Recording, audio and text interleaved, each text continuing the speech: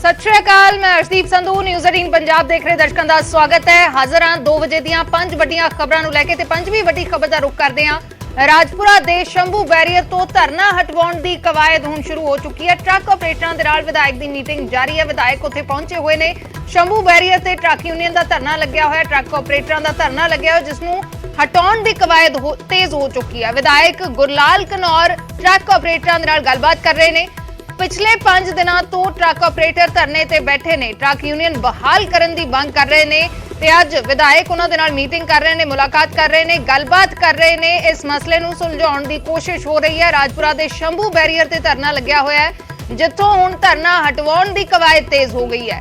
Truck ऑपरेटरां दे वल्लों truck union बहाल कराउण दे लई धरना लगाया गया है। इस धरने नूं लैके हुण विधायक उत्थे गलबात करन दे लई पहुंचे ने। 5 दिनों तो यह धरना जारी है ते विधायक हुण गलबात दे जरिए इस मसले नूं हल करवाउण दी कोशिश कर रहे ने। मनोज शर्मा मेरे सहयोगी जुड़े ने फोन लाइन ते। मनोज, की कुछ पूरी जानकारी इस वेले? जी अर्शदीप, मैं सब तो पहला जानकारी दे दें कि राहत की खबर है कि ट्रक ऑपरेटर ने एक रास्ते को खोलने का ऐलान कर दिता है। यानी कि दिल्ली तो हरियाणा होकर जो रास्ता अमृतसर जाता है, पंजाब के एंटर होता है, तो एक पासों खोलने का ऐलान कर दिता है। राहत भरी गल है, पर दूजे पासे जो दूजा डबल सड़क है उन्होंने फिलहाल धरना जारी रखने का जो ऐलान कर दिता है। विधायक ने जो घनौर के गुरलाल घनौर इतने आए थे, उन्होंने ट्रक ऑपरेटर को अपील की थी कि सरकार थोड़िया मंगों के उपर विचार कर रही है, पर थोड़े धरने के करके उन्होंने लोगों को परेशानी हुई है। जोड़े कि इतों की लंघते हैं, हज़ारों वाहन लंघते हैं, खास करके ਜਿਹੜੇ ਬੱਚੇ ਵਿਦੇਸ਼ ਜਾਂਦੇ ਨੇ ਉਹਨਾਂ ਦਾ ਇਹੀ ਰਸਤਾ ਹੈਗਾ ਪੰਜਾਬ ਤੋਂ ਜਾਣ ਦਾ। ਤੇ ਇਸ ਕਰਕੇ ਤੁਸੀਂ ਸਾਡੀ ਬੇਨਤੀ ਪ੍ਰਵਾਨ ਕਰਕੇ ਇੱਕ ਰਸਤਾ ਜਾਂ ਪੂਰਾ ਧਰਨਾ ਹੀ ਹਟਾ ਦਿਓ। ਪਰ ਫਿਲਹਾਲ ਅਰਸ਼ ਦੱਸਦੇ ਹਾਂ ਕਿ ਜਿਹੜੇ ਟਰੱਕ ਆਪਰੇਟਰ ਨੇ ਉਹਨਾਂ ਨੇ ਇੱਕ ਰਸਤੇ ਨੂੰ ਖੋਲ੍ਹਣ ਦਾ ਐਲਾਨ ਕਰਨ ਤੋਂ ਮਗਰੋਂ ਇੱਕ ਜਿਹੜਾ ਰਸਤਾ ਹੈਗਾ ਉਹ ਖੋਲ੍ਹ ਦਿੱਤਾ ਹੈਗਾ। जी शुक्रिया मनोज, बुरी जानकारी दे लई। तां विधायक दे नाल गलबात हुई है, मसले दा कुछ हल असीं कह सकते हैं कि निकलिया है। एक पासे दा रस्ता ट्रक यूनियन ट्रक ऑपरेटरां दे वल्लों खोल दिता गया है, ट्रक यूनियन बहाल करन दी मांग कीती जा रही है। राजपुरा दे विच शंभू बैरीअर ते 5 दिनों तो यह धरना जारी है। विधायक ने गलबात कीती है ट्रक ऑपरेटरां दे नाल ते फिलहाल एक पासे दा रस्ता ट्रक ऑपरेटरां ने खोल दिता है। एक पासों धरना चुक लिया, एक पासे दा रस्ता खोल दिता है, ट्रैफिक नूं आउण जाण दिता जा रहा है।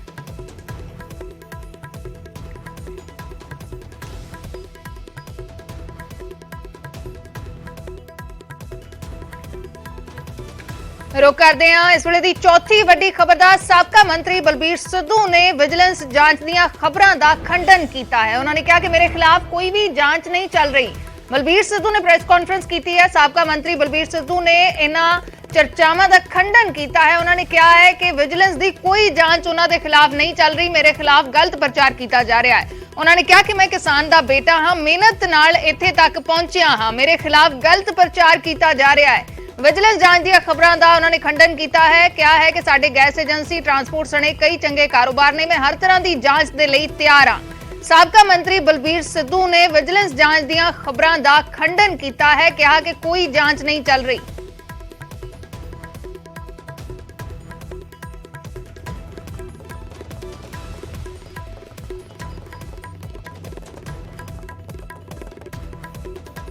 मैं 1984 मेरी मैरिज हुई है तो 1985 मैं कार ले ली सी। मेरी बेटी का जन्म होया 18 सितंबर 1985 में। मेरी बेटी पहले कार ते घर आई सी। अज कोई लग्जरी गड्डी कहे, मोहाली 10-15 कारां होंदियां सारे शहर च, ठीक है ना। और मैं उस तो लैके मेरे सिद्धू गैसेज ट्रांसपोर्ट का बिजनेस 88 मैं फिर उस तो बाद गैस एजेंसी ले ली कुराली, ट्रांसपोर्ट का business, printing, transport, industrial gases, LPG, ये सारे कारोबार मेरे अज तो कितने साल पुराने हो गए, 30-35 40 साल पुराने कारोबार हो गए। आखिर जी मेरी घर वाली जमीन है, भी की कहना है, मेरी घर वाली भी इनकम का सोर्स है, भी मेरे ब्रदर का भी इनकम सोर्स, मेरी भरजाई का भी इनकम का सोर्स है। मेरे किन्ने कारोबार जो पिछले 40 साल तो चलते आ रहे हैं, मैनू मेरे कारोबार तो कोई नहीं। एक बंदा जो कल डब्बा लेकर ट्राल से जाता सी, अज वो 5000 करोड़ का मालक, पैर उन्हें अमेरिका भी जाके खड़ा करता। जिन्ने सरकारी खाल सी और जिन्नियां शामलातां ने पिंडां दियां ਜਿਹੜੀਆਂ ਦੇ ਪ੍ਰੋਜੈਕਟ ਆਈਆਂ ਨੇ ਕੀ ਉਹਦਾ ਸਰਕਾਰ ਨੂੰ ਪੈਸੇ ਦਿੱਤੇ? ਮੈਂ ਭਗਵੰਤ ਮਾਨ ਜੀ ਬਹੁਤ ਰਿਸਪੈਕਟਡ ਸੀਐਮ ਪੰਜਾਬ ਦੇ, ਉਹਨਾਂ ਨੂੰ ਰਿਕੁਐਸਟ ਕਰੂੰਗਾ ਕਿ ਮੇਰੀ ਵੀ ਇਨਕੁਆਇਰੀ ਵਿਜੀਲੈਂਸ ਤੋਂ ਹੋ ਰਹੀ ਹੈ ਨਾ, ਪਹਿਲੀ ਗੱਲ ਤਾਂ ਕੋਈ ਹੋ ਰਹੀ, ਜੇ ਹੋ ਰਹੀ ਹੈ ਤਾਂ ਇਹ ਸੱਜਣ ਦੀ ਵੀ ਜ਼ਰੂਰ ਕਰਵਾ ਲਓ।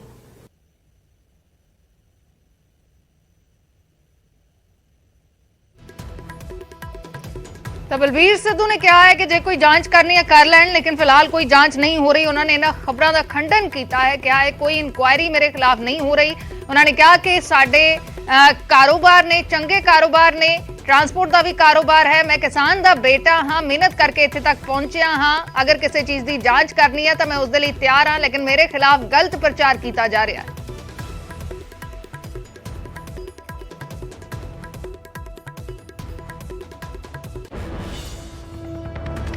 ਤੇ ਇਸ ਬੁਲੇਟਿਨ ਦੀ ਤੀਸਰੀ ਵੱਡੀ ਖਬਰ ਦਾ ਰੁਖ ਕਰਦੇ ਹਾਂ। ਨਸ਼ਾ ਤਸਕਰਾਂ ਤੇ ਸਖਤੀ ਦੇ ਮੂਡ 'ਚ ਹੈ ਭਗਵੰਤ ਮਾਨ ਸਰਕਾਰ। ਨਸ਼ਾ ਤਸਕਰਾਂ ਤੇ ਸਖਤੀ ਕੀਤੀ ਜਾਏਗੀ। ਨਸ਼ਾ ਤਸਕਰਾਂ ਦੀ ਸੰਪत्ति ਅਟੈਚ ਕਰਨ ਦੀ ਤਿਆਰੀ ਹੈ। ਨਸ਼ੇ ਦੇ ਖਿਲਾਫ ਸਖਤੀ ਦੀ ਤਿਆਰੀ ਭਗਵੰਤ ਮਾਨ ਸਰਕਾਰ ਦੇ ਵੱਲੋਂ ਕੀਤੀ ਜਾ ਰਹੀ ਹੈ। ਨਸ਼ਾ ਤਸਕਰਾਂ ਦੀ ਸੰਪत्ति ਅਟੈਚ ਕੀਤੀ ਜਾ ਸਕਦੀ ਹੈ। ਗੰਭੀਰ ਮਾਮਲਿਆਂ ਦੇ ਵਿੱਚ ਸੰਪत्ति ਕੁਰਕ ਕਰਨ ਤੇ ਵਿਚਾਰ ਹੋ ਰਿਹਾ ਹੈ। ਨਸ਼ਾ ਤਸਕਰਾਂ ਤੇ ਸਖਤੀ ਕਰਨ ਦੇ ਮੂਡ ਦੇ ਵਿੱਚ ਹੈ ਸਰਕਾਰ। ਨਸ਼ੇ ਦੇ ਨਾਲ ਜੁੜੇ ਕਾਨੂੰਨਾਂ ਦੇ ਵਿੱਚ ਵੀ ਸੋਚ ਤੇ ਵਿਚਾਰ ਕੀਤਾ ਜਾ ਰਿਹਾ ਹੈ। ਕਾਨੂੰਨ ਵਿਵਸਥਾ ਤੇ ਮੁੱਖ ਮੰਤਰੀ ਭਗਵੰਤ ਮਾਨ ਨੇ ਇੱਕ ਹਾਈ ਲੈਵਲ ਮੀਟਿੰਗ ਕੀਤੀ ਹੈ। ਪੁਲਿਸ ਦੇ ਆਲਾ ਅਧਿਕਾਰੀਆਂ ਦੇ ਨਾਲ ਇਹ ਮੀਟਿੰਗ ਹੋਈ ਹੈ ਤੇ ਹੁਣ ਨਸ਼ਾ ਤਸਕਰਾਂ ਤੇ ਸਖਤੀ ਕਰਨ ਦੇ ਸਰਕਾਰ ਮੂਡ ਦੇ ਵਿੱਚ ਹੈ। ਨਸ਼ਾ ਤਸਕਰਾਂ ਦੀ ਸੰਪत्ति ਅਟੈਚ ਕੀਤੀ ਜਾ ਸਕਦੀ ਹੈ। ਗੰਭੀਰ ਮਾਮਲਿਆਂ ਦੇ ਵਿੱਚ ਸੰਪत्ति ਕੁਰਕ ਕਰਨ ਤੇ ਵਿਚਾਰ ਕੀਤਾ ਜਾ ਰਿਹਾ ਹੈ। ਨਸ਼ੇ ਦੇ ਨਾਲ ਜੁੜੇ ਕਾਨੂੰਨਾਂ ਦੇ ਵਿੱਚ ਵੀ ਸੋਧ ਤੇ ਵਿਚਾਰ ਹੋ ਰਿਹਾ ਹੈ।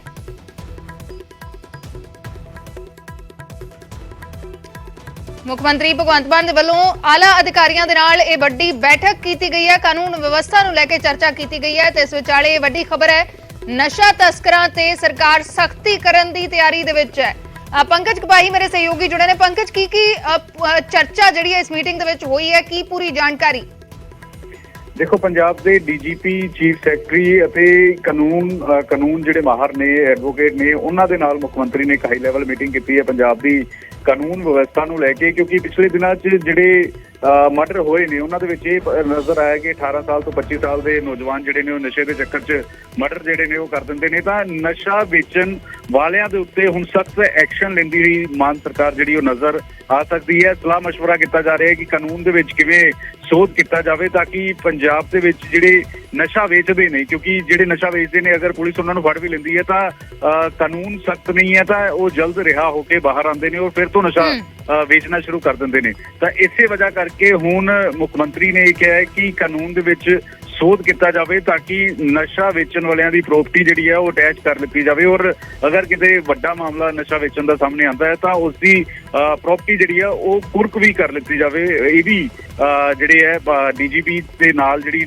ਟੀਮ ਸੀਗੀ ਉਹਨਾਂ ਦੇ ਨਾਲ ਸਲਾਹ ਮਸ਼ਵਰਾ ਕੀਤਾ ਔਰ ਇਸ ਦੇ ਨਾਲ ਕਿਉਂਕਿ ਪਿਛਲੇ ਦਿਨਾਂ 'ਚ ਬਹੁਤ ਸਾਰੇ ਵਪਾਰੀ ਔਰ ਬੜੇ ਲੋਕਾਂ ਨੂੰ ਕੋਲ ਜਿਹੜੀ ਆ ਰਹੀ ਹੈ, ਪੈਸੇ ਮੰਗੇ ਜਾ ਰਹੇ ਨੇ, ਉਸ ਬਾਬਤ ਵੀ ਸਾਈਬਰ ਕ੍ਰਾਈਮ ਨੂੰ ਇਹ ਸਾਈਬਰ ਕ੍ਰਾਈਮ ਦਾ ਜਿਹੜਾ ਸੈੱਲ ਹੈ ਉਸ ਦੇ ਨਾਲ ਵੀ ਉਹਨਾਂ ਨੂੰ ਵੀ ਨਿਰਦੇਸ਼ ਜਾਰੀ ਕੀਤੇ ਨੇ ਕਿ ਅਗਰ ਕਿਸੇ ਤਰੀਕੇ ਨਾਲ ਇਸ ਤਰੀਕੇ ਦੀ ਕੋਲ ਆਉਂਦੀ ਹੈ ਤਾਂ ਉਸ ਨੂੰ ਟ੍ਰੇਸ ਕੀਤਾ ਜਾਵੇ ਔਰ ਤੁਰੰਤ ਉਸ ਸ਼ਖਸ ਦੇ ਉੱਤੇ ਜਿਹੜਾ ਹੈ ਉਹ ਐਕਸ਼ਨ ਲਿੱਤਾ ਜਾਵੇ। ਇਹ ਦੋ ਅਹਿਮ ਮੁੱਦਿਆਂ ਦੇ ਉੱਤੇ ਚਰਚਾ ਜਿਹੜੀ ਹੈ ਉਹ ਮੁੱਖ ਮੰਤਰੀ ਭਗਵੰਤ ਮਾਨ ਦੇ ਵੱਲੋਂ ਕੀਤੀ ਗਈ ਹੈ। ਪੰਕਜ, ਜੋ ਅਸੀਂ ਇਸ ਮੀਟਿੰਗ ਨੂੰ ਲੈ ਕੇ ਜਾਣਕਾਰੀ ਦੇ ਰਹੇ ਹਾਂ ਕਿ ਨਸ਼ੇ ਨੂੰ ਲੈ ਕੇ ਜੋ ਕਾਨੂੰਨ ਨੇ ਉਹਨਾਂ ਦੇ ਵਿੱਚ ਵੀ ਕੋਈ ਸੋਧ ਕੀਤੀ ਜਾ ਸਕਦੀ ਹੈ, ਕਿਸ ਕਿਸਮ ਦੀ ਸੋਧ ਹੋ ਸਕਦੀ ਹੈ?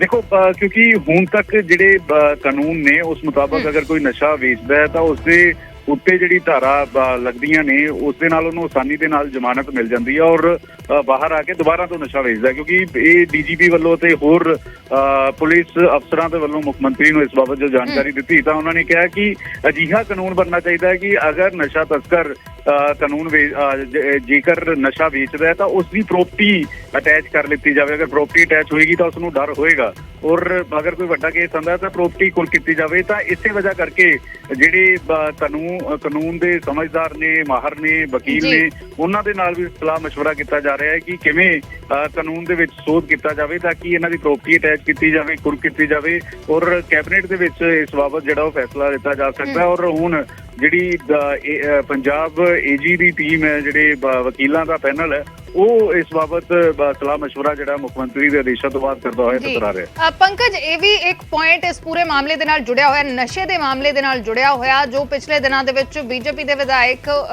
ਬੀਜੇਪੀ ਦੇ ਸਾਬਕਾ ਜਿਹੜੇ ਮੰਤਰੀ ਵੀ ਰਹੇ ਨੇ ਪੰਜਾਬ ਸਰਕਾਰ ਦੇ ਵਿੱਚ, ਉਹਨਾਂ ਦੇ ਵੱਲੋਂ ਇਹ ਪੁਆਇੰਟ ਵੀ ਰੇਜ਼ ਕੀਤਾ ਗਿਆ ਸੀ ਕਿ ਜੇ ਨਸ਼ੇ ਨੂੰ ਖਤਮ ਕਰਨਾ ਹੈ ਤਾਂ ਜਿਹੜੇ ਰਵਾਇਤੀ ਨਸ਼ੇ ਨੇ ਉਹਨਾਂ ਨੂੰ ਅਲਾਉ ਕੀਤਾ ਜਾਵੇ, ਸੋਧ ਕੀਤੀ ਜਾਵੇ ਉਸ ਮਾਮਲੇ ਦੇ ਵਿੱਚ ਵੀ। ਤੇ ਇਸ ਤੋਂ ਪਹਿਲਾਂ ਵੀ ਕਈ ਵਾਰੇ ਮੰਗ ਉੱਠ ਚੁੱਕੀ ਹੈ, ਕਈ ਪਾਸਿਆਂ ਤੋਂ ਉੱਠ ਚੁੱਕੀ ਹੈ ਕਿ ਉਸ ਨੂੰ ਲੈ ਕੇ ਵੀ ਸਰਕਾਰ ਕੋਈ ਚਰਚਾ ਕਰ ਰਹੀ ਹੈ।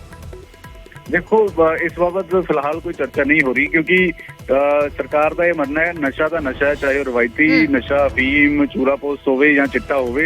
अगर चिट्टे नूं खत्म करने लई रवायती नशा शुरू किया जाता है तो भी अपने आप दे विच एक नशा है। तो इस बाबत चर्चा नहीं हुई, लेकिन पिंडां दीयां जिहड़ियां पंचायतां ने उन्हां नूं, क्योंकि पिछले दिनां 'च असीं संगरूर दीयां कुछ पंचायतां देखियां सीगीआं, उन्हां ने जिस तरीके नाल पारित किया सीगा, मत पारित किया सीगा कि अगर पिंड दे विच कोई तंबाकू वेचदा फड़िया जांदा तां उस ते 5000 रुपए का जुर्माना होएगा। वक्-वक् इस तरीके के मते पारित होए सीगे। तां पंचायतां नूं, क्योंकि इस तो पहला एक कुलदीप सिंह धालीवाल दे नाल भी मीटिंग हुई सी कि पंचायतां इस तरीके नाल अगे आन और अपने अपने पिंड की जिम्मेवारी पंचायतां संभालन। और मुख्यमंत्री ने भी कहा कि अगर पंचायतां इस तरीके नाल अगे आंदियां और नशा फ्री अपना पिंड करती हैं तो उन्होंने ग्रांट ज्यादा दी जाएगी, उन्होंने पिंड का होर ख्याल रखा जाएगा और उन्होंने बकायदा तौर पर चंडीगढ़ के सम्मानित भी किया जाएगा। ये भी मुख्यमंत्री वालों जिहड़ा वह पंचायतां नूं कहा गया है। जी जी, शुक्रिया पंकज पूरी जानकारी दे लई। तां मुख्यमंत्री भगवंत मान ने आला अधिकारियों दे नाल बैठक की है। नशा तस्करी नूं लैके सरकार सख्ती दे मूड दे विच है। नशा तस्करां दी संपत्ति अटैच करन दी तैयारी हो रही है, कानून दे विच भी सोध करन दी तैयारी हो सकदी है। इस पूरे मामले नूं लैके वड्डी मीटिंग कीती गई है।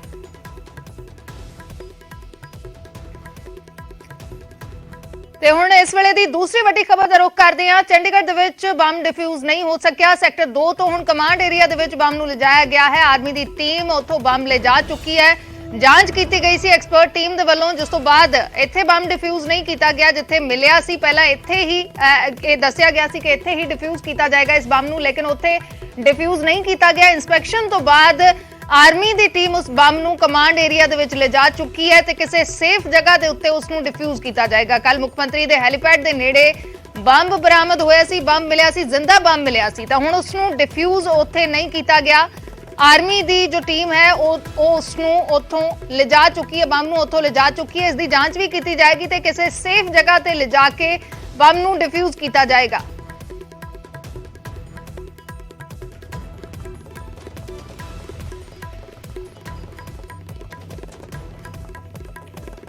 ਚੰਡੀਗੜ੍ਹ ਦੇ ਵਿੱਚ ਬੰਬ ਡਿਫਿਊਜ਼ ਨਹੀਂ ਕੀਤਾ ਗਿਆ। ਸੈਕਟਰ 2 ਦੇ ਵਿੱਚ ਬੰਬ ਮਿਲਿਆ ਸੀ, VVIP ਏਰੀਆ ਸੀ ਜਿੱਥੇ ਕੋਈ ਨੁਕਸਾਨ ਨਾ ਹੋਵੇ, ਇਸ ਕਰਕੇ ਆਰਮੀ ਦੀਆਂ ਟੀਮਾਂ ਦੇ ਵੱਲੋਂ ਬੰਬ ਨੂੰ ਉੱਥੋਂ ਲਿਜਾਇਆ ਗਿਆ ਹੈ, ਕਮਾਂਡ ਏਰੀਆ ਦੇ ਵਿੱਚ ਲਿਜਾਇਆ ਗਿਆ ਹੈ। ਇਸ ਦੀ ਜਾਂਚ ਕਰਨ ਤੋਂ ਬਾਅਦ ਇਹ ਫੈਸਲਾ ਲਿਆ ਗਿਆ, ਪਲਾਨ ਬਦਲਿਆ ਗਿਆ ਤੇ ਹੁਣ ਕਿਸੇ ਸੇਫ ਜਗ੍ਹਾ ਦੇ ਉੱਤੇ ਆਰਮੀ ਦੀ ਜੋ ਬੰਬ ਸਕੁਐਡ ਹੈ ਉਸ ਦੇ ਵੱਲੋਂ ਇਸ ਬੰਬ ਨੂੰ ਨਸ਼ਟ ਕੀਤਾ ਜਾਏਗਾ।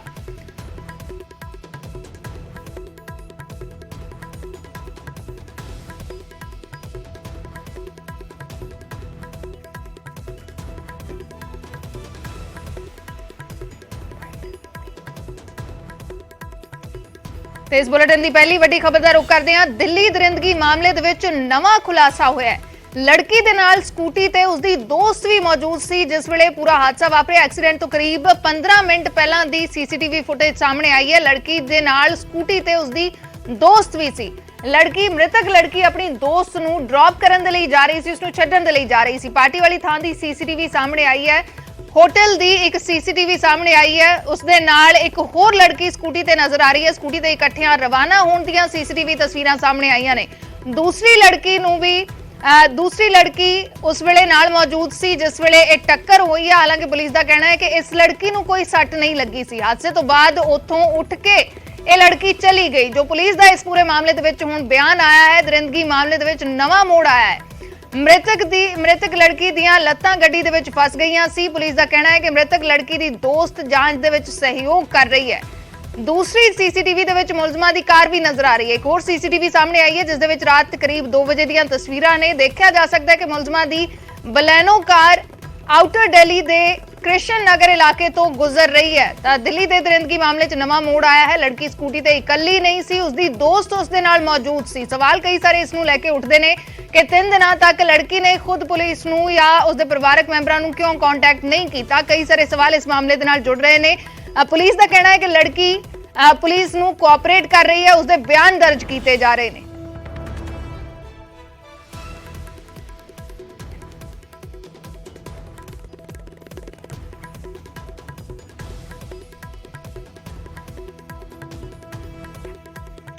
कानपुरी की घटना में एक नया तथ्य हमारे सामने आया है, जिसके अनुसार एक जो इंसिडेंट हुआ था उस टाइम पर डिसीज्ड के साथ एक और लड़की थी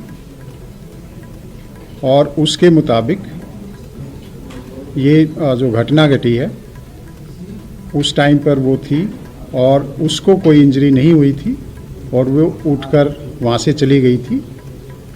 और इस मुद्दे में हमने जो भी एफर्ट्स किए हैं कल, उसका परिणाम ये रहा कि अब हमारे पास एक इंसिडेंट की आई विटनेस है और वो पुलिस के साथ कोऑपरेट कर रही है और इसमें अभी 164 सीआरपीसी के तहत उसकी जो स्टेटमेंट है वो रिकॉर्ड कराई जा रही है। यह दिल्ली पुलिस के लिए इस केस के इन्वेस्टिगेशन में एक सिग्निफिकेंट डेवलपमेंट है और जो एक्यूज्ड हैं उनको एक तरह से सज़ा दिलाने में हमारे लिए महत्वपूर्ण साबित होगा। इसके अलावा इन्वेस्टिगेशन अभी जारी है, इन्वेस्टिगेशन अभी प्रारंभिक स्टेज पर है, बहुत पहलुओं पर इन्वेस्टिगेशन हो रहा है और जल्दी ही दिल्ली पुलिस की ये कोशिश है कि जल्दी ही इस इन्वेस्टिगेशन को कंप्लीट कर लिया जाएगा और जो अपराधी हैं उनको सख्त से सख्त सज़ा दिलवाई जाएगी।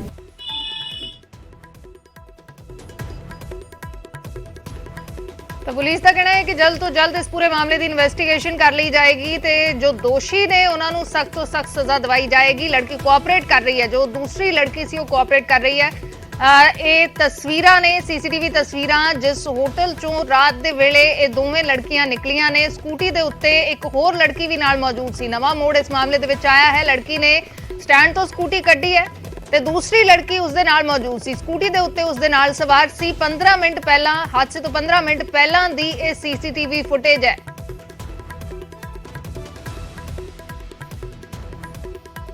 ਇਹ ਦੂਸਰੀ ਸੀਸੀਟੀਵੀ ਤਸਵੀਰ ਹੈ ਜਿਸ ਦੇ ਵਿੱਚ ਮੁਲਜ਼ਮਾਂ ਦੀ ਕਾਰ ਨਜ਼ਰ ਆ ਰਹੀ ਹੈ। ਤਕਰੀਬਨ 2 ਵਜੇ ਦੀਆਂ ਤਸਵੀਰਾਂ ਨੇ। ਆਊਟਰ ਦਿੱਲੀ ਕ੍ਰਿਸ਼ਨ ਨਗਰ ਇਲਾਕੇ ਦੀਆਂ ਇਹ ਤਸਵੀਰਾਂ ਨੇ ਜਿੱਥੇ ਮੁਲਜ਼ਮਾਂ ਦੀ ਬਲੈਨੋ ਕਾਰ ਜਾਂਦੀ ਹੋਈ ਨਜ਼ਰ ਆ ਰਹੀ ਹੈ।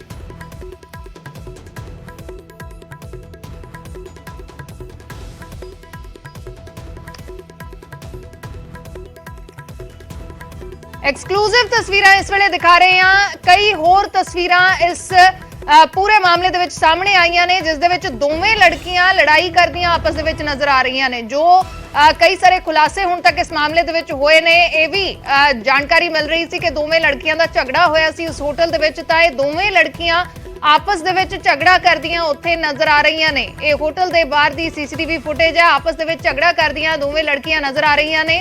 ये उस होटल दे बाहर दी तस्वीर है जिस होटल दे विच दोवें लड़कियां गईयां सी ते रात करीब 1:30 बजे उत्थों बाहर आईयां ने। जो हुण तक दी जानकारी है रात करीब 1:30 बजे उत्थों बाहर आईयां ने ते आपस दे विच झगड़दियां होईयां नजर आ रही ने। हरे रंग दी स्कूटी है जो उस मृतक लड़की दी स्कूटी है जिसनूं टक्कर वजी सी ते दूसरी लड़की उत्थे नाल उस रात मौजूद सी। स्कूटी दे उत्ते बाद च दोवें जांदियां दिखाई दित्तियां ने, लेकिन उस तो पहला ਇਹ ਲੜਾਈ ਦੀ ਵੀਡੀਓ ਸਾਹਮਣੇ ਆਈ ਹੈ। ਸੀਸੀਟੀਵੀ ਫੁਟੇਜ ਸਾਹਮਣੇ ਆਈ ਹੈ। ਦੋਵੇਂ ਲੜਕੀਆਂ ਆਪਸ ਦੇ ਵਿੱਚ ਹੱਥੋਂ ਪਾਈ ਹੁੰਦੀਆਂ ਨਜ਼ਰ ਆ ਰਹੀਆਂ ਨੇ। ਇਸ ਤੋਂ ਪਹਿਲਾਂ ਇਹ ਵੀ ਜਿਹੜੀ ਹੈ ਇਨਫੋਰਮੇਸ਼ਨ ਸਾਹਮਣੇ ਆਈ ਸੀ ਕਿ ਹੋਟਲ ਦੇ ਵਿੱਚ ਵੀ ਆਪਸ ਦੇ ਵਿੱਚ ਇਹਨਾਂ ਦਾ ਝਗੜਾ ਹੋਇਆ ਸੀ ਤੇ ਹੁਣ ਬਾਹਰ ਦੀਆਂ ਇਹ ਤਸਵੀਰਾਂ ਸਾਹਮਣੇ ਆਈਆਂ ਨੇ। ਹੋਟਲ ਦੇ ਬਾਹਰ ਦੋਵੇਂ ਲੜਕੀਆਂ ਆਪਸ ਵਿੱਚ ਝਗੜਾ ਕਰਦੀਆਂ ਨਜ਼ਰ ਆ ਰਹੀਆਂ ਨੇ। ਦੂਸਰੀ ਲੜਕੀ जिसनों पुलिस ने ट्रेस किया है, दोवें लड़कियां आपस दे विच झगड़ रही ने। एक लड़की जो उस कार दे हेठा जिसनों 12 किलोमीटर तक घड़ीसिया गया, मौत हो चुकी है उस लड़की दी। ते दूसरी लड़की जो उस रात उसदे नाल सी, स्कूटी ते उसदे नाल सी जिस वेले हादसा वापरिया, दोवें उत्थों जांदियां होईयां दिखाई दे रही सी। जो असीं पहला सीसीटीवी दिखाई है ते उस तो पहलां दी सीसीटीवी है जदों दोवें आपस दे विच झगड़ा करदियां हत्थों पाई हुंदियां नजर आ रही ने। ਤਾਂ ਲੜਕੀ ਦਾ ਕਿਸ ਗੱਲ ਦੇ ਉੱਤੇ ਝਗੜਾ ਹੋਇਆ, ਕਿ ਇਸ ਮਾਮਲੇ ਦੇ ਵਿੱਚ ਕੋਈ ਹੋਰ ਐਂਗਲ ਹੈ, ਕਿ ਇਹ ਸਿਰਫ ਹਾਦਸਾ ਸੀ? ਇਹ ਸਾਰੇ ਸਵਾਲ ਇਸ ਵੇਲੇ ਬਣੇ ਹੋਏ ਨੇ। 3 ਦਿਨ ਤੱਕ ਦੂਸਰੀ ਲੜਕੀ ਨੇ ਕਿਸੇ ਨੂੰ ਸੰਪਰਕ ਕਿਉਂ ਨਹੀਂ ਕੀਤਾ? ਉਹ ਨਾਲ ਸੀ ਉਸ ਲੜਕੀ ਦੇ, ਤਾਂ ਉਸਨੇ ਕਿਸੇ ਨੂੰ ਸੰਪਰਕ ਕਿਉਂ ਨਹੀਂ ਕੀਤਾ? ਪੁਲਿਸ ਨੂੰ ਸੂਚਨਾ ਕਿਉਂ ਨਹੀਂ ਦਿੱਤੀ? ਪੁਲਿਸ ਦੇ ਵੱਲੋਂ ਲੜਕੀ ਨੂੰ ਟ੍ਰੇਸ ਕੀਤਾ ਗਿਆ। ਜਦੋਂ ਇਹ ਸੀਸੀਟੀਵੀ ਮਿਲੀ ਹੈ, ਜਦੋਂ ਇਹ ਸੀਸੀਟੀਵੀ ਫੁਟੇਜ ਸਾਹਮਣੇ ਆਇਆ ਤਾਂ ਉਸ ਤੋਂ ਬਾਅਦ ਪੁਲਿਸ ਨੇ ਲੜਕੀ ਨੂੰ ਟ੍ਰੇਸ ਕੀਤਾ ਹੈ। ਲੜਕੀ ਨੇ ਖੁਦ ਪੁਲਿਸ ਨੂੰ ਕੰਟੈਕਟ ਨਹੀਂ ਕੀਤਾ। ਤਾਂ ਬਹੁਤ ਸਾਰੇ ਸਵਾਲ ਇਸ ਮਾਮਲੇ ਦੇ ਨਾਲ ਜੁੜਦੇ ਨੇ ਕਿ ਕੀ ਆਖਰ ਵਾਪਰਿਆ ਹੈ ਇਸ ਪੂਰੇ ਮਾਮਲੇ ਦੇ ਵਿੱਚ। ਹਾਦਸੇ ਦੇ ਵੇਲੇ ਸਕੂਟੀ ਤੇ ਉਸਦੀ ਦੋਸਤ ਇੱਕ ਨਾਲ ਮੌਜੂਦ ਸੀ। ਹੋਟਲ ਦੇ ਬਾਹਰ ਦੀ ਸੀਸੀਟੀਵੀ ਫੁਟੇਜ ਹੈ। ਦੋਵੇਂ ਲੜਕੀਆਂ ਇਸ ਹੋਟਲ ਦੇ ਵਿੱਚ ਗਈਆਂ ਸੀ। ਉੱਥੇ ਵੀ ਇਹ ਖਬਰਾਂ ਸੀ ਕਿ ਉੱਥੇ ਹੋਟਲ ਦੇ ਅੰਦਰ ਵੀ ਇਹਨਾਂ ਦਾ ਝਗੜਾ ਹੋਇਆ ਤੇ ਦੂਸਰੇ ਪਾਸੇ ਇਹ ਹੋਟਲ ਦੇ ਬਾਹਰ ਦੀਆਂ ਤਸਵੀਰਾਂ ਨੇ। ਹਰੇ ਰੰਗ ਦੀ ਸਕੂਟੀ ਖੜੀ ਨਜ਼ਰ ਆ ਰਹੀ ਹੈ ਮ੍ਰਿਤਕ ਲੜਕੀ ਦੀ ਤੇ ਇਹ ਦੋਵੇਂ ਆਪਸ ਦੇ ਵਿੱਚ ਹੱਥੋਂ ਪਾਈ ਹੁੰਦੀਆਂ ਨਜ਼ਰ ਆ ਰਹੀਆਂ ਸੀ। ਤੇ ਉਸ ਤੋਂ ਬਾਅਦ ਇਹ ਵੀ ਤਸਵੀਰਾਂ ਸਾਹਮਣੇ ਆਈਆਂ ਹਾਦਸੇ ਤੋਂ ਕਰੀਬ 15 ਮਿੰਟ ਪਹਿਲਾਂ ਦੋਵੇਂ ਸਕੂਟੀ ਤੇ ਜਾ ਰਹੀਆਂ ਸੀ। ਜਿਸ ਵੇਲੇ ਹਾਦਸਾ ਹੋਇਆ ਪੁਲਿਸ ਨੇ ਜਾਣਕਾਰੀ ਦਿੱਤੀ ਹੈ ਕਿ ਜਿਸ ਵੇਲੇ ਹਾਦਸਾ ਹੋਇਆ ਲੜਕੀ ਉੱਥੇ ਮੌਜੂਦ ਸੀ, ਲੇਕਿਨ ਇਸ ਲੜਕੀ ਨੂੰ ਕੋਈ ਸੱਟ ਨਹੀਂ ਲੱਗੀ। ਇਹ ਲੜਕੀ ਉੱਥੋਂ ਉੱਠ ਕੇ ਚਲੀ गई। तो बहुत सारे सवाल जरूर इस मामले से उठते ने। शंकर आनंद मेरे सहयोगी जुड़ चुके हैं। शंकर, क्या कुछ पूरी जानकारी अब तक इस मामले पर? देखिए, दिल्ली पुलिस की जो थ्योरी है वो शुरू से इस मामले में थ्योरी थी कि यह हिट एंड रन का मामला है। ये महज एक जो हादसा था और इस मामले में कहीं भी रेप या कत्ल करने की जो एक बातचीत है वो अभी तक नहीं थी। तो ये जो थ्योरी है लगभग वो साफ होता हुआ दिखाई दे रहा है। और एक सीसीटीवी की अगर बात करें, उस सीसीटीवी के माध्यम से साफ तौर पे साफ होता है। उस सीसीटीवी को भी अगर गौर से देखा जाए तो उस सीसीटीवी में आमने सामने टक्कर होती है। जो आमने सामने की टक्कर वो बलिनो कार जिसमें आरोपी था उसके बीच और जो स्कूटी पे दोनों लड़की जो बैठ करके जा रही है वो इस स्कूटी के बीच में टक्कर होती है। और उस सीसीटीवी जो दूसरा सीसीटीवी आज हमें दिल्ली पुलिस के सूत्र के से मिला है, उस सीसीटीवी में भी साफ तौर पे देखा जा सकता है कि कार जब क्रॉस करता है तो कार के निचले हिस्से से एक सैंडल जो है वो गिरता हुआ नजर आ रहा है। यानी कि वो सैंडल जो है वो पीड़िता का ही है। जो उस पीड़िता वो जो कार के निचले हिस्से में फंसी हुई थी तो उसकी सैंडल जो है वो उस कार से गिरता। तो कहीं न कहीं कहा जा सकता है कि वो इस मामले में इस केस में बेहद महत्वपूर्ण साबित हो सकता है, क्योंकि वो तफ्तीश का जो एंगल जिस तरह से आगे बढ़ता जा रहा है। और आज जो है पीड़िता का जो पोस्टमार्टम होने के बाद अब उसके बॉडी को उसके परिजनों को भी सौंप दिया जाएगा। तो थोड़ी देर के बाद जो पीड़िता का जो बॉडी है वो उसके परिजनों को मौलाना आजाद अस्पताल में सौंपा जाएगा। और उसके बाद जो उसकी अंतिम संस्कार की जो प्रक्रिया है आज देर शाम में की जा सकती है। तो एक तरह से कहा जा सकता है कि पोस्टमार्टम तो हालांकि कल देर शाम में हो चुका था, लेकिन पोस्टमार्टम के बाद क्या क्या रिपोर्ट्स निकल के आए हैं तो हमारे सूत्र ये बताते हैं कि पोस्टमार्टम में कहीं से भी अभी तक दुष्कर्म करने यानी कि रेप वाली जो बात है वो अभी तक सामने नहीं आई है। और इस मामले में फिलहाल दिल्ली पुलिस की जो इन्वेस्टिगेशन है वो काफी आगे बढ़ती हुई नजर आ रही है। और जैसे जैसे तफ्तीश का दायरा बढ़ते जा रहा है कई इनपुट्स सामने आते जा रहे हैं और उसी के आधार पर दिल्ली पुलिस लगातार ये प्रयास कर रही है कि पहले तमाम सबूतों को इकट्ठा किया जाए, जो महत्वपूर्ण स्टेटमेंट है उसको दर्ज किया जाए, उसी के आधार पर आगे स्टेटमेंट दिया जाएगा। तो बयान देने से भी पुलिस बच रही है और इसकी वजह एकमात्र यही है कि एक बेहद संवेदनशील मामला है। इस मामले की गंभीरता को देखते हुए दिल्ली पुलिस स्टेटमेंट देने से बचती है, लेकिन ये कोशिश कर रही है कि जितना बेहतर तरीके से अच्छे से इस केस का इन्वेस्टिगेशन होना चाहिए। तो इस इन्वेस्टिगेशन का जो दायरा है उसको आगे बढ़ाया जा रहा है और लगातार इस मामले में जो पूछताछ की प्रक्रिया और सबसे बड़ी पूछताछ की अगर बात हो रही है तो जो पीड़िता जिसकी मौत हुई है उसकी सहेली का जो स्टेटमेंट आज दर्ज किया जा रहा है वो सबसे महत्वपूर्ण होने वाला है, क्योंकि सबसे बड़ा सबूत जो है वो उसका स्टेटमेंट होगा। तो 164 के तहत वो स्टेटमेंट लिया जा रहा है और जो पीड़िता है जिसकी मौत हुई है उसकी सहेली जो है उसका नाम निधि बताया जा रहा है और उसका स्टेटमेंट आज लिया जा रहा है। स्टेटमेंट में उन तमाम सवालों का जिक्र है कि जब ये हादसा हुआ था उस वक्त में वो कहाँ थी, अगर वो साथ में थी तो उसने क्यों नहीं पुलिस को इन्फॉर्म किया, जब उसे पता चल गया था कि वो लड़की उस कार में फंस चुकी है और आगे जा रही है हादसा के वक्त में, उसके बाद उसने पुलिस या किसी अन्य लोगों को क्यों नहीं इन्फॉर्म किया। ये तमाम जो सवाल जवाब हैं वो किया जा रहा है और कोशिश ये की जा रही है कि तमाम सबूतों को बेहतर तरीके से कलमबंद किया जाए। और 164 का जो स्टेटमेंट होता है वो एक तरह समझिए कि मजिस्ट्रेट के सामने जो बयान होता है वो उसके माफिक होता है। तो एक तरह से कहा जा सकता है वो स्टेटमेंट बेहद महत्वपूर्ण होने वाला है और इस केस के लिए कहा जा सकता है इन्वेस्टिगेशन के लिए बेहद महत्वपूर्ण कड़ी ये साबित हो सकती है। तो जैसे जैसे इस मामले में तफ्तीश का दायरा आगे बढ़ता जा रहा है ये तमाम जो सबूत हैं वो सामने आ रहे हैं और सबसे जो महत्वपूर्ण कड़ी है वो पीड़िता की जो दोस्त है, जो लड़की है, उसका स्टेटमेंट होगा। और एक और उसमें सवाल की अगर बात करें तो जिस तरह से होटल का जिक्र आ रहा है कि होटल एक ओयो होटल बुक किया गया था, वहां पर ये दोनों लड़की भी गई थी, तो क्यों गई थी और उसकी वजह क्या है, तो इसको भी जानने का प्रयास किया जा रहा है। उस लड़की से इस मामले में सवाल जवाब भी किया जा रहा है, क्योंकि जिस तरह से बकायदा होटल के शंकर जो स्टाफ शंकर ये भी इंफॉर्मेशन कहीं से कंफर्म हो पा रही है कि जो लड़के थे या हादसे के वक्त कोई इनमें से ड्रंक था, कोई इस तरह की चीजें कोई कंफर्म हो पा रही हैं? दिल्ली पुलिस के द्वारा जो एफआईआर रजिस्टर्ड किया गया है, उस एफआईआर में एक आरोपी के द्वारा इस बात को स्वीकार किया है कि वो पार्टी कर रहे थे और पार्टी के दौरान उसने ड्रंक किया हुआ था। तो ये एक आरोपी का द्वारा जरूर बोला गया है, लेकिन दिल्ली पुलिस उस मामले में भी बेहद सतर्कता से इस इन्वेस्टिगेशन को आगे बढ़ा रही है और उसका मेडिकल चेक करवाया गया। जो 5 आरोपी जो गिरफ्तार हुए हैं, उन 5 का मेडिकल टेस्ट करवाया गया और उसकी जो रिपोर्ट है वो उस रिपोर्ट को आगे कोर्ट के सामने पेश किया जाएगा कि वो ड्रंक थे या नहीं थे। लेकिन जो एफआईआर दर्ज हुई है, उस एफआईआर में जरूर इस बात का जिक्र है कि जो वाहन चला रहा जो आरोपी है वो नशे में था और जिस वक्त में टक्कर हुई उसको इस मामले की जानकारी नहीं हुई, वो तेजी से गाड़ी आगे बढ़ाता हुआ निकल गया। तो एक तरह से कहा जा सकता है कि मेन जो चालक था, उस चालक के बारे में स्पष्ट हो चुका है कि वो वाहन चलाते वक्त में शराब के नशे में था और बाकी जो लोग हैं उसके बारे में भी हालांकि उसका भी स्टेटमेंट रिकॉर्ड हो चुका है। लेकिन इतना तो स्पष्ट है कि जो वाहन चलाने वाला जो आरोपी अगर शराब के नशे में था और वो लोग पार्टी करके लौट के आ रहे थे, तो कहीं न कहीं ये मामला भी एक सवाल के घेरे में आता है कि पहला तो शराब का नशा, दूसरा तेज रफ्तार और तीसरा टक्कर होने के बावजूद भी उन्होंने उन 5 ने किसी ने भी ऐसी जहमत नहीं उठाई कि नीचे उतर करके देखें और लड़की जिसके साथ एक्सीडेंट हुआ है वो क्या हुआ है, नहीं हुआ है, क्योंकि ये एक्सीडेंट जो हुआ है आमने सामने से हुआ है, या आमने सामने से दोनों टक्कर हुई है। उसके बावजूद भी उसको नजरअंदाज किया गया, यानी कि 5 आरोपी जानबूझकर वहां से फरार होते हैं और उस लड़की को अगर वो गाड़ी रोक करके नीचे देखते तो हो सकता था कि उसे बकायदा उस लड़की को बचाया जा सकता था, क्योंकि लड़की वो कार के नीचे फंस जाती है। और सामान्य तौर पे देखिए आप लोग देखेंगे कि गाड़ी के अंदर में अगर कोई पॉलिथीन भी फंसता है नीचे तो हम लोग उतर के देखते हैं कि क्या हुआ नहीं हुआ है, या आवाज एक अलग सी आती है। और एक अच्छा खासा एक बॉडी एक अगर उस कार के नीचे फंसा हुआ है तो निश्चित तौर पे इसका असर उस कार पे भी हुआ होगा और उसका असर उसको दिख भी रहा होगा। लेकिन ये हो सकता है कि वो बॉडी को छूना नहीं चाहते थे, वो लोग गाड़ी को घुमा रहे थे, इसलिए बिल्कुल। तो बहुत सारे सवाल हैं इस पूरे मामले पर, कैसे इन सवालों पर जवाब आते हैं, जो इन्वेस्टिगेशन हो रहा है वो देखने वाली बात है। फिलहाल शुक्रिया शंकर पूरी जानकारी के लिए। हादसे वेले ਦੋਵੇਂ ਲੜਕੀਆਂ ਝਗੜਦੀਆਂ ਨਜ਼ਰ ਆ ਰਹੀਆਂ ਨੇ। ਨਵਾਂ ਮੋੜ ਆਇਆ ਇਸ ਮਾਮਲੇ ਦੇ ਵਿੱਚ। ਇੱਕ ਹੋਰ ਲੜਕੀ ਉਸ ਲੜਕੀ ਦੇ ਨਾਲ ਮੌਜੂਦ ਸੀ, ਮ੍ਰਿਤਕ ਲੜਕੀ ਦੇ ਨਾਲ ਉਸਦੀ ਦੋਸਤ ਮੌਜੂਦ ਸੀ, ਜਿਸ ਦੇ ਬਿਆਨ ਹੁਣ ਪੁਲਿਸ ਦਰਜ